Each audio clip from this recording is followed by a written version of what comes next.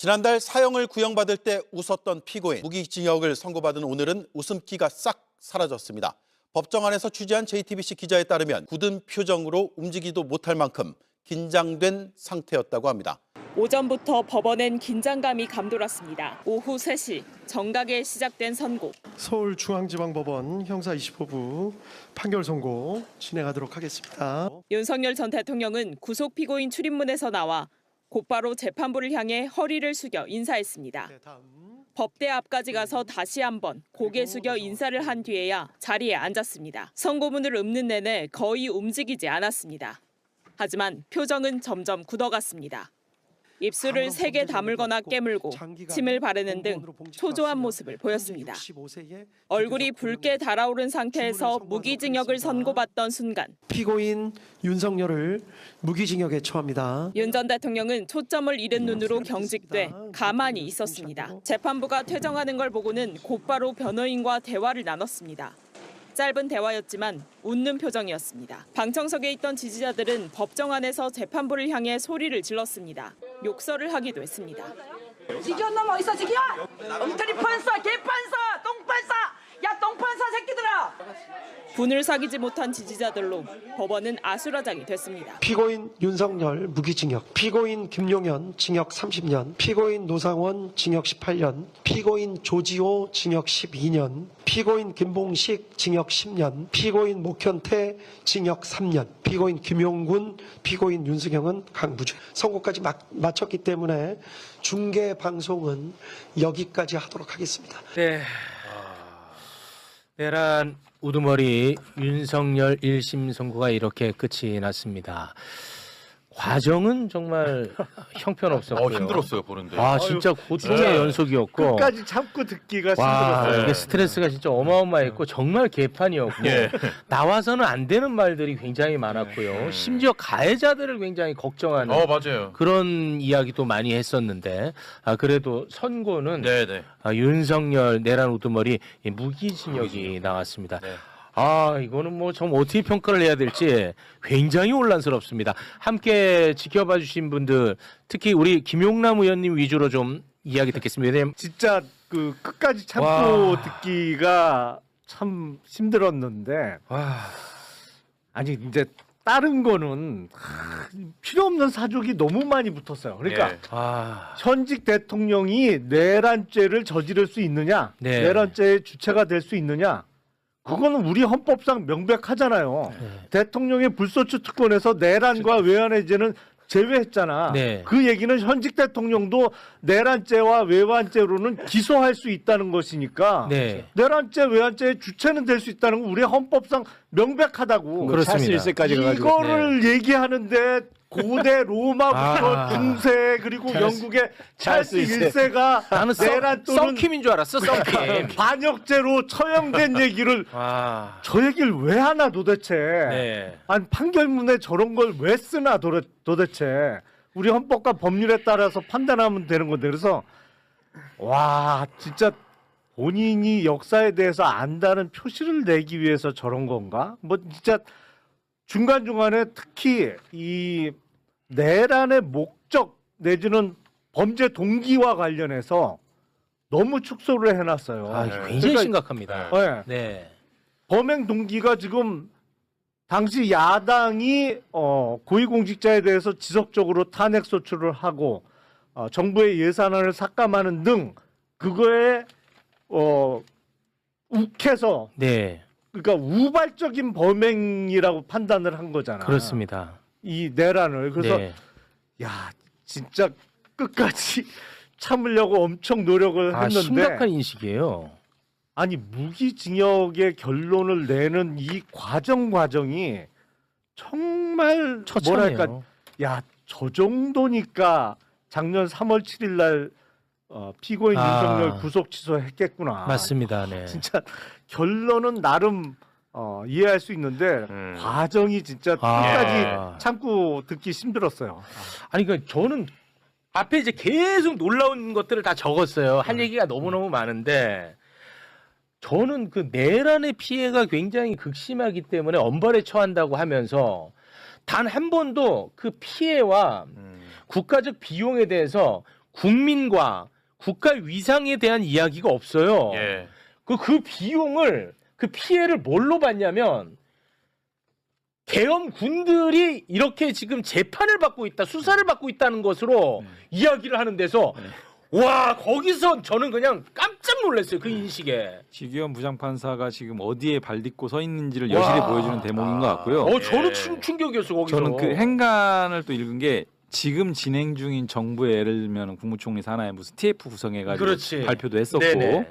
지금 또 추가적인 뭐 징계 요구 수사 의뢰 이런 부분들이 네. 네. 진행 예정돼 있고 이런 것들을 저는 불만을 표한 것 같아요. 불만을 표한 거예요. 저는 그렇게 사실상. 봤습니다. 네. 제가 제일 놀라웠던 지점 중에 하나는 계엄 선포 자체가 대통령의 그 긴급조치권의 일환이기 맞아. 때문에 그렇습니다. 네. 그 자체로 내란죄를 구성할 수 있는 거냐, 사법심사의 대상으로 삼을 수 있는 거냐에 대해서 네.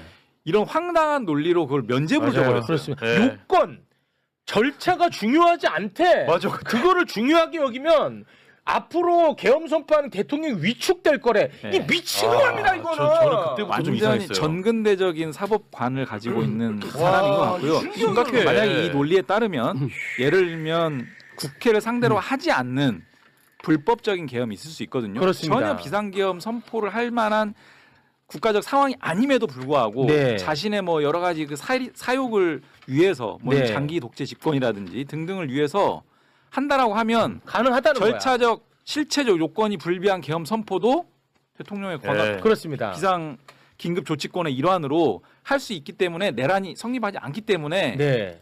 면죄부를 준 꼴이에요. 아 진짜 그렇게 얘기했어. 여기서 입이 떡 벌어지더라고요. 아, 정말 깜짝 놀랐어요. 가장 그러니까 국회에 네. 군인만 안 보냈으면 이거는 그냥 무죄라는 거야. 윤석열이 제일 중요한데 무기징역이 나왔다 하는 것은 역시 최근에 이제 우리 모든 민주 시민들이 여기에 집중적으로 우려를 표명했고 그러한 여론이 모인 결과가 그래도 다행스럽게 윤석열 무기징역이 나와서 다행이라고 생각합니다. 처음부터 끝까지 일관되게 강조한 딱 한 가지 단어를 말한다면 국헌문란의 목적을 가진 자이냐 아니냐. 예.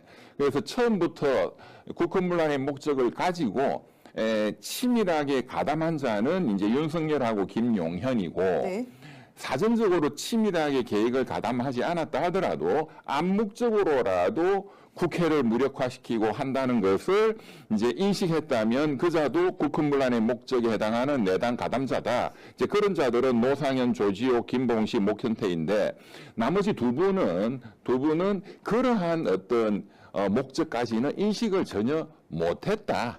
단순히 행위만 한 자이기 때문에 내란 관련은 무죄다 이런 뜻입니다. 윤석열이 너무 양형 이유, 감형된 이유에 대해서 저는 아까 저희가 방송에서도 얘기했지만 공무원 장기간의 공무원 책임을 이유로 됐습니다. 그건 정말 이해할 수 없습니다. 그거 외에도 많은 이유들이 있는데요. 이거 성과가 없다는 것도 나오잖아요. 네, 제가 그거 한번 말씀드려볼까요? 네. 예, 공무원으로서 장기간 국가에 봉사했다. 그거는 그렇죠. 그냥 매뉴얼로 있는 거예요. 네, 매뉴얼로. 이 메뉴를 뺄 수는 없나요? 그래서 제가 아까 말씀드렸잖아요. 공무원으로 일한 게 무슨 그게 감경 사유냔 말이야. 오히려 그냥 일반 민간인 국민들이 평생 죽으라고 세금 내고 국방의 업무 다 하고 하는 것이 윤석열이가 뭐 군대를 갔다 왔습니까? 뭘 했습니까? 매뉴얼로 들어가는 게 고령이다. 근데 솔직히 말해서 윤석열이가 뭔 고령입니까? 아니 여기 보면은 비교적 고령이다 하면서 62세가 비교적 고령이다.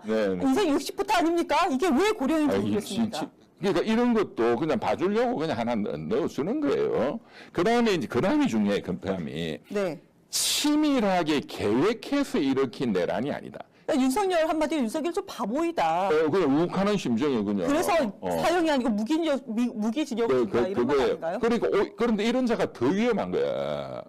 이런 자가 국군 통수권자였잖아요. 그 다음에 실탄을 휴대해서 군이 투입되지 않았다. 이것도 실탄이 개인의 군인들이 다 실탄 장전하고 하지는 않았을지 몰라도 실탄이 준비가 됐었어요. 그렇죠. 물론 준비된 거하고 각자가 개인이 휴대해가지고 장전하는 거는 물론 다르지만 어쨌든 이 부분도 감경 사유라고 이제 좀 억지로 만들어준 거죠. 실탄을 준비를 해서 국회까지 차량 안에 넣고 다 갔다라는 것도 우리가 이미 다 알고 있습니다. 그러니까. 그리고 이제 투입된 707 그 특전사가 이제 국회 안에 투입돼가지고 폭력을 행사하지는 않았다. 그거야 뭐 시민들이 가로막고 등등 네. 예, 그런 현장 판단에 의해서 우리 훌륭한 특전사 대원들이 네. 폭력 행사를 하지 않은 것이지. 아니 총 쏘고 해서 강제로 끌어내라 이런 지시까지 있었잖아요. 이유 중에 너무나도 이상한 부분이 대부분 계획이 실패했다라는 겁니다.